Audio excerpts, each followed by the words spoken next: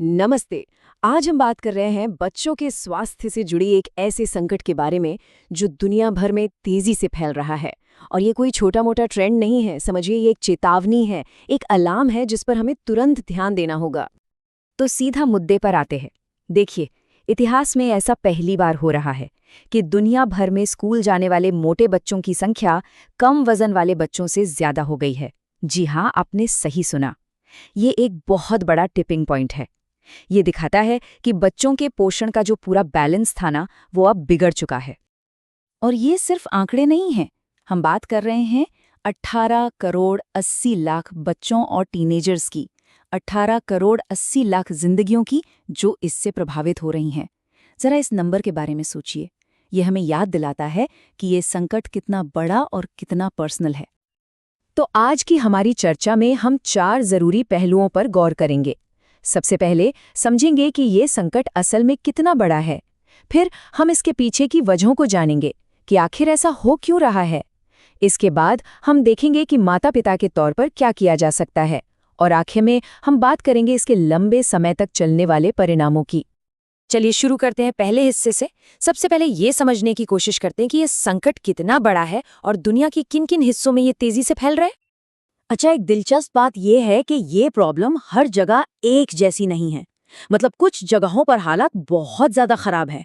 जैसे Pacific islands में new जैसी जगह पर ये रेट 38% तक है।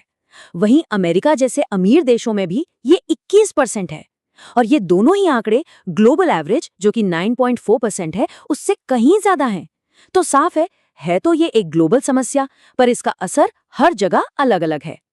तो सवाल उठता है कि ये हो क्यों रहा है, खासकर उन देशों में जहां इनकम कम या मीडियम है। इसका एक बड़ा कारण है न्यूट्रिशन ट्रांजिशन। ये एक फैंसी टर्म है, पर इसका मतलब बहुत सीधा है। इसका मतलब है कि लोगों का खानपान बदल रहा है। जो पारंपरिक घर का बना हेल्दी खाना था, उसकी जगह अब बाजार में मिलने वाले पैकेट बंद अल्ट्रा प्रोसेस्ड फूड्स ले रहे हैं।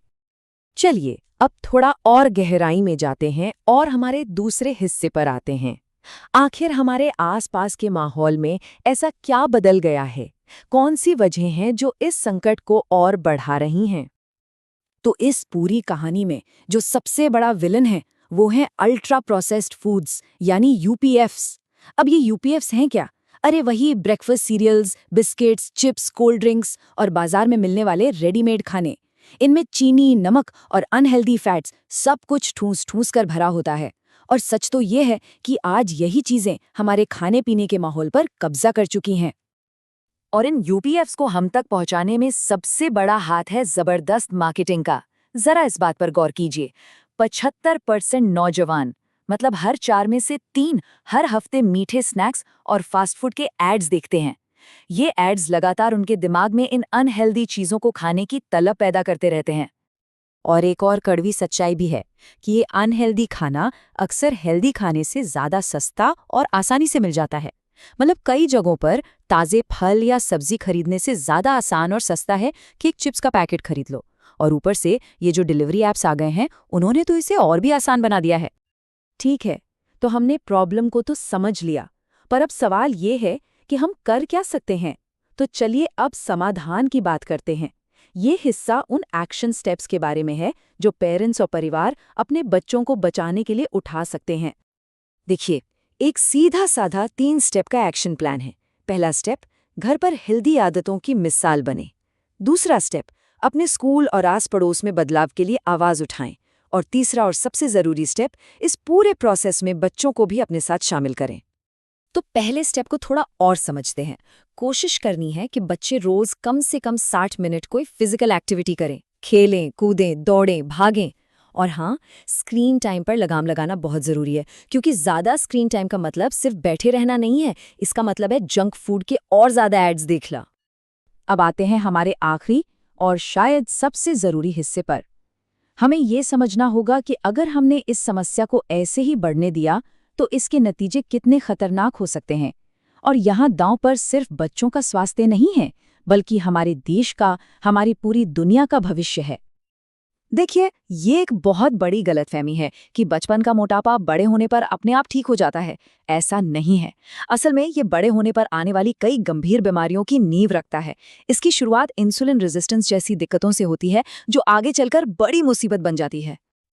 ये चार्ट इस बात को और भी साफ कर देता है। जिन बच्चों को मोटापे की समस्या होती है, बड़े होने पर उनमें टाइप 2 डायबिटीज, दिल की बीमारियां और यहाँ तक कि कुछ तरह के कैंसर का खतरा कई गुना बढ़ जाता है। ये एक सीधा कनेक्शन है और बहुत ही खतरनाक है। और बात सिर्फ शरीर की बीमारियों तक ही सीमित नहीं है।